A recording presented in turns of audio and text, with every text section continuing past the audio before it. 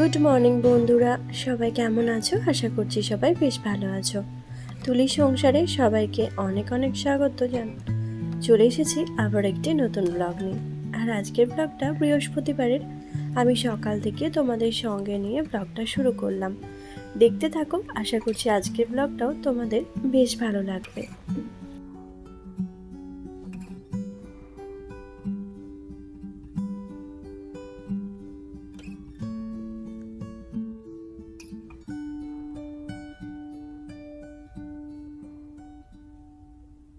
তো আজ হচ্ছে বৃহস্পতিবার, সকাল সকাল ঘুম তো ভেঙে গেছে। আর আরও একটা কারণে ভেঙেছে জানো তো, সকাল থেকে বৃষ্টি শুরু হয়েছে। সকাল থেকে বললে ভুল হবে, ভোর থেকে বৃষ্টি শুরু হয়েছে। আর সেই জন্য বেশ কয়েকবার ঘুম থেকে উঠছি আর দেখছি যে বৃষ্টি পড়ছে কিনা। তো বৃষ্টিটা যদি একটু বন্ধ হয় তাহলে ইন্দুকে স্কুলে পাঠাবো। আর স্কুলে পাঠানোর জন্য তো টিফিন রেডি করতে হবে, তো সেটাই। আর কিছুতেই দেখলাম বৃষ্টিটা ছাড়লো না, তখন আর কি করা, ওকে আর স্কুল পাঠালাম না। তো তারপর চাটা করে নিয়েছিলাম আর খেয়ে নিয়েছি। আমি যদিও চা খাইনি, তোমাদের দাদা খেয়েছে। আমি একটু গরম জল আর বিনিশনার দুধ সে নিয়ে বসেছিলাম চায়ের আসরে। আর সঙ্গে বাইরে দেখো অঝোরে বৃষ্টি পড়ে চলেছে। আর এই বৃষ্টির ওয়েদার না, ঝিমঝিম করে বৃষ্টি পড়লে খুব বিরক্ত লাগে। যদিও সকালের দিকটা একটু ঝিমঝিম করে বৃষ্টি পড়লেও বেলাতে কিন্তু প্রচণ্ড বৃষ্টি হয়েছে। আর আমাদের বাঁকার অবস্থা দেখো, একটু বৃষ্টি হতে না হতেই কেমন জল জমে গেছে। আর বাইরে তো কালো করে মেঘ তো হয়েই আছে, আজ মনে হচ্ছে সারা দিনই বৃষ্টি হবে। তো ভাবলাম বাইরেটা তোমাদের সঙ্গে একটু শেয়ার করি। ঝমঝম করে বৃষ্টি। আর এই ব্যাগগুলো কালকে সবজি এনেছিল, সেই ব্যাগগুলো কাঁচা হয়েছিল কিন্তু তোলা হয়নি, তাই ব্যাগগুলো এখানে পড়েই আছে। মানে কালকে কাঁচা হয়নি তো সেই জন্য আসলে ব্যাগগুলো আজকে কেচে দিয়ে গিয়েছিল। আর যে বৃষ্টি পড়ছে সেই জন্য আমার আর তোলা হয়নি। মাঝখানে একবার একটু বৃষ্টিটা থেমেছিল, তখন কাজের দিদি এসে কাজটা করে দিয়ে গেছে। আর দেখো এরই মাঝখানে আবারও টিপটিপ করে বৃষ্টি শুরু হয়েছে। মানে ওই একবার করে থামছে আর তারপর কিন্তু আবারও কিছুক্ষণ পর শুরু হয়ে যাচ্ছে। আর কাজের দিদি এসেছিল এই কারণেই, সকালের দিকে তো কাজটা একটু বেশি থাকে, তাই ও এসেছিল কাজ করতে। বিকালে হয়তো নাও আসতে পারে এই বৃষ্টির ওয়েদারেতে। আর ও এসেছিল অনেক ফুল টুল নিয়ে এসেছিল জানো তো। ও তো আমাকে ফুল এনে দেয়, তাই সাদা ফুল অনেক এনেছিল। আর আমি ভাবলাম এই সাদা ফুল দিয়ে মা লক্ষ্মীর জন্য একটা মালা গেঁথে নিই। আসলে আজ তো বৃহস্পতিবার, তাই একটু মালা গেঁথে নেবই ভেবেছিলাম।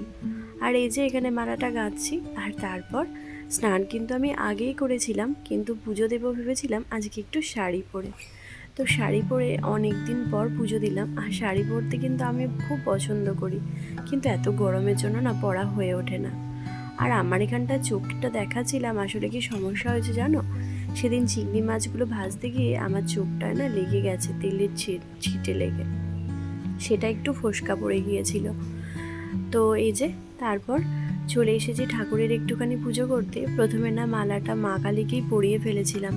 আর তারপর মা কালীকে পরিয়ে দেখি যে মা কালীর দু মা কালীর মুখই ঢাকা পড়ে গেছে। তো সেই জন্য আবার মা কালীর কাছ থেকে খুলে মা লক্ষ্মীকে পরিয়ে দিলাম। জানি না ঠিক হলো কি না, কিন্তু কি করব বলো তো, মা কালীর মুখ দুটো ঢাকা পড়ে গেছে, এদিকে রামকৃষ্ণ সারদা মায়ের তাদের মুখগুলো ঢাকা পড়ে গেছে। আর যেহেতু মা লক্ষ্মীর জন্যই বানিয়েছিলাম তো তো আমি ভুল করে মা কালীকে পরিয়ে ফেলেছি, একদমই বুঝতে পারিনি। যাই হোক, এখানে মা লক্ষ্মীকে পরিয়ে দিয়েছি আর পুজোও মোটামুটি কমপ্লিট। এবার চলে যাব নিচে।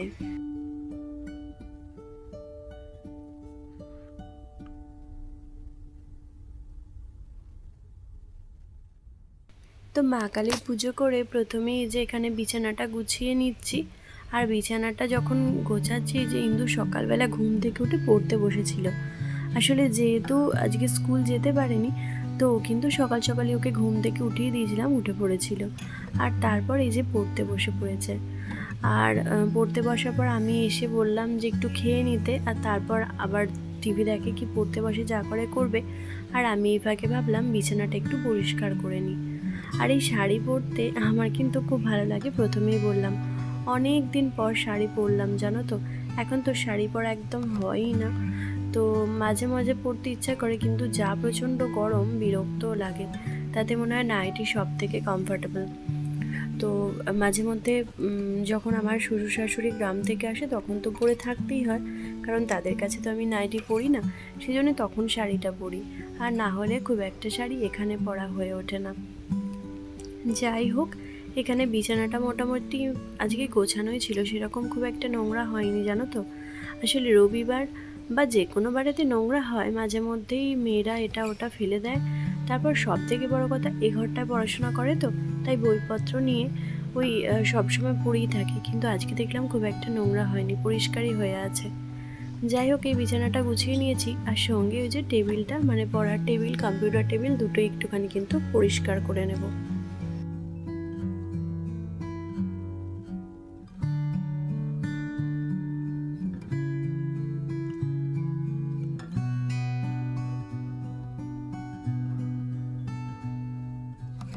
আজও কিন্তু আমার বিছানা তোলার সময় আমার বিনিশোনা নেই। ওই যে দিদি কাছে আছে তো, তাই দিদির সঙ্গে ও খেলা করছে হয়তো, বা টিভি দেখছে, কিছু একটা করছে। আর আমি ভাবলাম সেই ফাঁকে আমার বিছানা তোলা এগুলো করে নিই। আর ও তো থাকলে হবেই না, মানে হবে না বলতে কি, ও আমাকে হেল্প করতে ছুটে আসবে তো, তো সেই জন্যই। যাই হোক, আজকে না আর কোনো কিছু ঝাড়াঝুড়ি ওসব করব না, মানে এই বিছানা টিছানা তোলাতুলি করব। আর ওই কম্পিউটার টেবিলটা শুধু একটু পরিষ্কার করে রাখবো, ওটা তো সবসময় বইপত্র অগোছালো হয়ে থাকে, তো ওটাই একটুখানি পরিষ্কার করে দেবো, তাহলে কিন্তু মোটামুটি সব পরিষ্কার। এমনিও ঘরগুলো হয়তো সেরকম একটু নোংরা হয়নি, তাও আমাকে প্রায় দিনই পরিষ্কার করি বলে খুব একটা নোংরা হয় না। তো যে পরের দিনে কাল বা পরশু ঠিক করব, যদি একটু পারি পরিষ্কার করে নেব। যাই হোক, এই যে এখানে দেখো কি সুন্দর বিছানাটা গুছিয়ে রেখেছি, জানি না কতক্ষণ এই গোছানোটা থাকবে। আর তারপর এই যে এখন এই পড়ার টেবিলটা গুছিয়ে নেবো বললাম। আসলে বইপত্র যতবার ইন্দু নেয় না, ওকে বলেছি একটু সুন্দরভাবে নিতে, কিন্তু কিছুতেই ও সুন্দর করে নেয় না। আর বইপত্র যতবার পারে ফেলে দেয় ওই পেছন দিকে, কম্পিউটার টেবিলের পেছন দিকেও পড়ে যায় মাঝে মধ্যে। তো এইভাবে তুলে আমাকে কাজকর্ম এসব করতে হয়, কি করব, কিছু তো করার নেই। ছোটো ছেলে, সবসময় তো সব কিছুটা ঠিকঠাকভাবে করবে সেটাও তো হয় না। তো যখন যেরকম খুশি নেয় আবার এরকমভাবেই রেখে দেয়, ওই বারবার আমি পরিষ্কার করি, এই আর কি।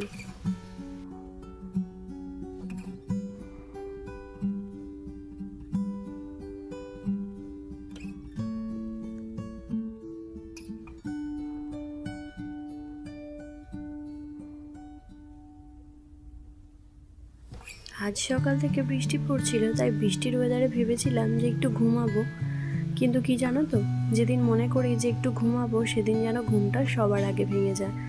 আর আজকে আমি ভাবিনি যে ইন্দু স্কুল যেতে পারবে না, ভেবেছিলাম হয়তো একবার বৃষ্টিটা হবে তারপর ছেড়ে যাবে, তাহলে যেতে পারবে। তো সে কখন ঘুম ভেঙেছে 5টা থেকে, তখন থেকে উঠে একবার করে উঠে দেখছি জানালা দিয়ে বৃষ্টি পড়ছে কিনা, আবার তারপরে সে শুচ্ছি, সেই করে করে ঘুমটা কিন্তু একদমই হয়নি। তো সেই 5টা থেকে উঠেই বলতে পারো বসে আছি, ওই একবার করে যাচ্ছি একবার করে দেখছি। তারপর সবশেষে যখন 6টা বাজছে তখন ওর পাপাকে জিজ্ঞাসা করলাম যে আজকে যেতে পারবে কি না, কারণ বাইরে তো বৃষ্টি নেমেছে সেই জন্য।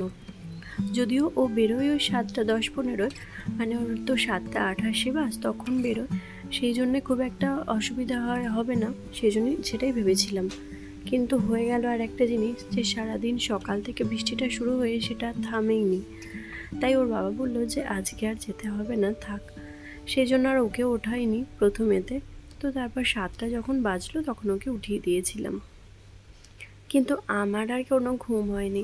ওই একবার ঘুম ভেঙে গেলে তাহলে তো আর ঘুম আসতে চায় না, তো কিছুতেই আর ঘুমটা আসলো না। কি আর করব, ভাবলাম যে না, ঘুম যখন আসছে তখন উঠে পড়ি, আর উঠে সংসারে কাজকর্মে লেগে পড়ি।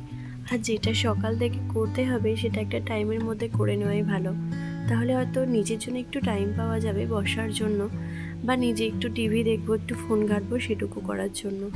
আর না হলে তো সারাটা দিন ওই কাজ করতে করতে কেটে যাবে, তো তখন আর নিজের জন্য কিন্তু একটু সময় পাওয়া যাবে না। তাই প্ল্যান করে বা সমস্ত কিছু গুছিয়ে একটা টাইমের মধ্যে সমস্ত কাজ করলে কিন্তু নিজের জন্য একটু করে সময় পাওয়া যায়, এটাই যা।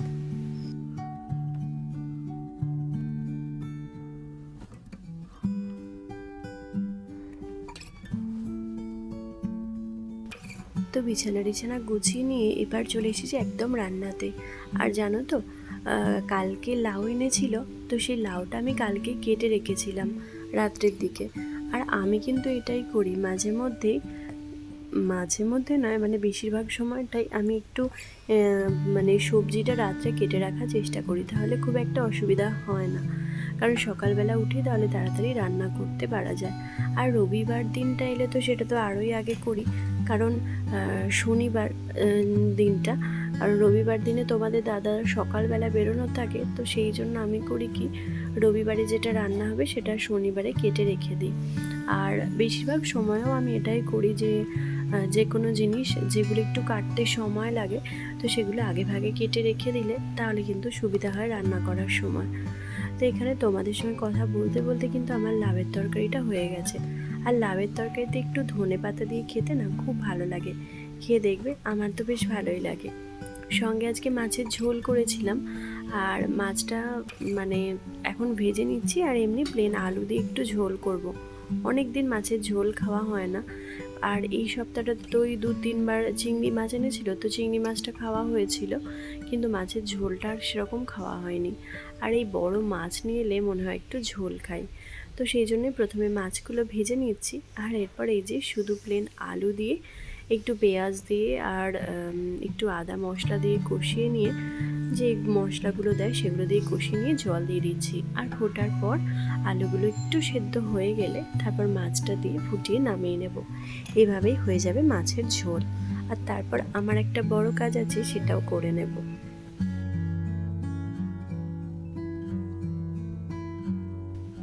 তো কাল যেহেতু সমস্ত কিছু ঠিক করে রেখেছিলাম, তাই আজ কিন্তু আমার অনেক সকাল সকাল সমস্ত কাজ হয়ে গেছে, মানে রান্না বান্না, বিছানা গোছানো, পুজো করা, নিজে খাওয়া দাওয়া করা, সব কিছুটাই।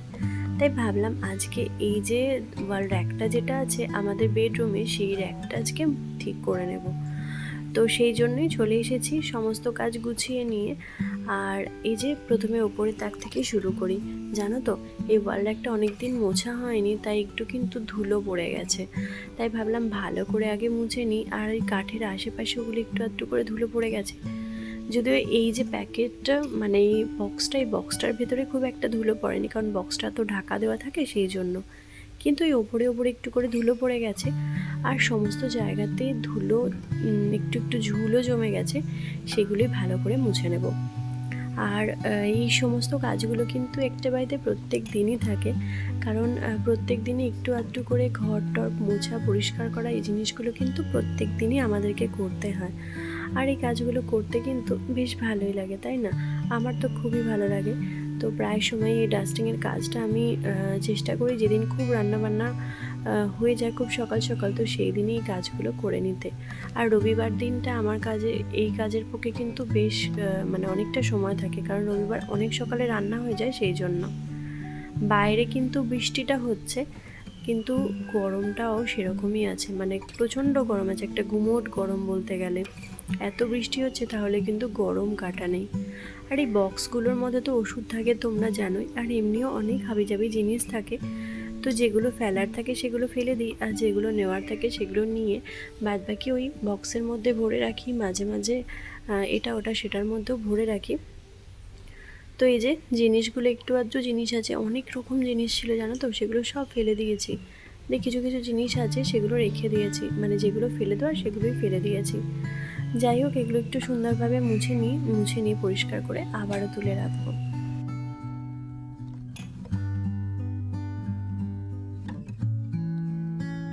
তো ভোর 5টা থেকে উঠে সংসারের সমস্ত যাবতীয় কাজ করেও কিন্তু নিজের জন্য একটু আধটু করে সময় বের করা যায়, আর সেটা যদি প্ল্যান মাফিক করা যায় তাহলে কিন্তু সব কিছুটাই সম্ভব হয়।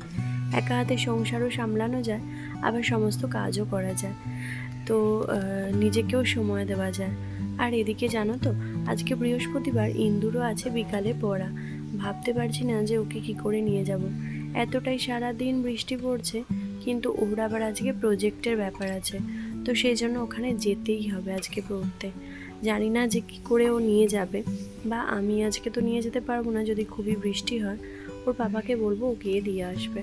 আর এদিকে শুধু তোমাদের সঙ্গে কথা বলতে বলতে এই তাকটা ঝাড়ছিলাম, আর এরই মাঝখানে কী হয়েছে জানো, একটা ওষুধের মানে ওষুধের একটা বক্স খুলে আমার শাড়িটারিতে পড়ে গেছে।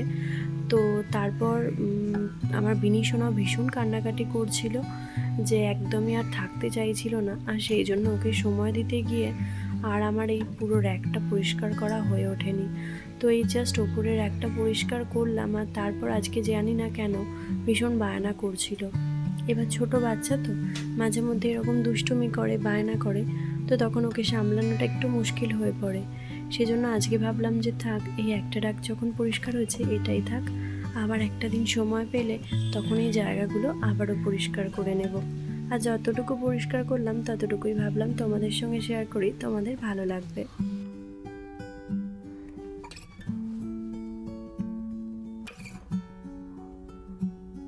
তো এখন তোমাদের সঙ্গে দেখা হচ্ছে একদম বিকালে, আর আমার কয়েকটা নাইটির কালেকশন তোমাদের সঙ্গে ভাবলাম শেয়ার করি। আসলে এই নাইটিগুলো বেশ কয়েকটা দিন আগে কেনা হয়েছে। এই লাল নাইটিটা এটা তো অনেক দিন আগে কেনা, আর সঙ্গে এই নাইটিগুলো আমি 2-3 দিন আগে কিনে নিয়ে এসেছি। তো সেই জন্যেই ভাবলাম তোমাদের সঙ্গে শেয়ার করে নিই। আর এই নাইটিটা যেটা দেখাচ্ছি সেটা কিন্তু ভীষণ নরম, জানো তো। তো আমার প্রথম দেখাতেই পছন্দ হয়েছিল, তাই কিনে নিয়েছি। আর সঙ্গে এই নাইটি দুটো একদম সেম হয়ে গেছে, মানে যেটা দেখাচ্ছি আর তার নিচেরটা।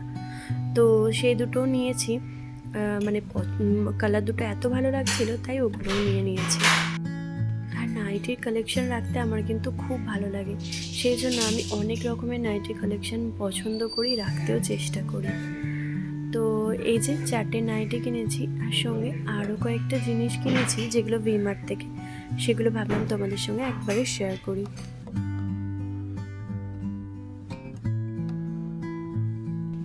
তো এবার দেখাচ্ছি যেগুলো ভিমার্ট থেকে কিনেছিলাম সেই জিনিসগুলো। প্রথমেই হচ্ছে একটা গ্লাসের সেট কিনেছিলাম, যেটা কিন্তু ভীষণ সুন্দর।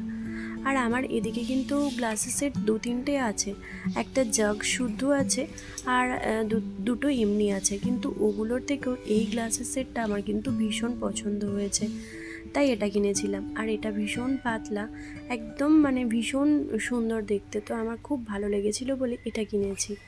আর সঙ্গে কিনেছি এই 2-3টে জিনিস। প্রথমে হচ্ছে এই একটা ছোট্ট কন্টেনার, এটা একটা না, এটা আমি দুটো কিনেছি।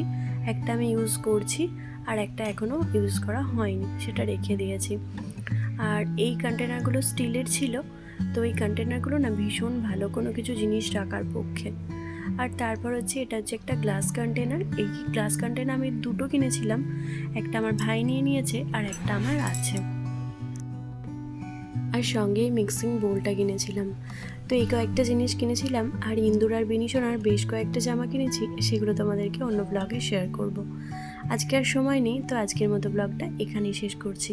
আর আজকের প্রত্যেকটা জিনিস আর আজকের ভিডিওটা কেমন লাগলো অবশ্যই একটা কমেন্টের মাধ্যমে জানাবে, আর ভালো লাগলে একটা লাইক দেবে। তো আজকের মতো টাটা বন্ধুরা, সবাই ভালো থেকো, সুস্থ থেকো, দেখা হবে আবার একটি নতুন ব্লগে।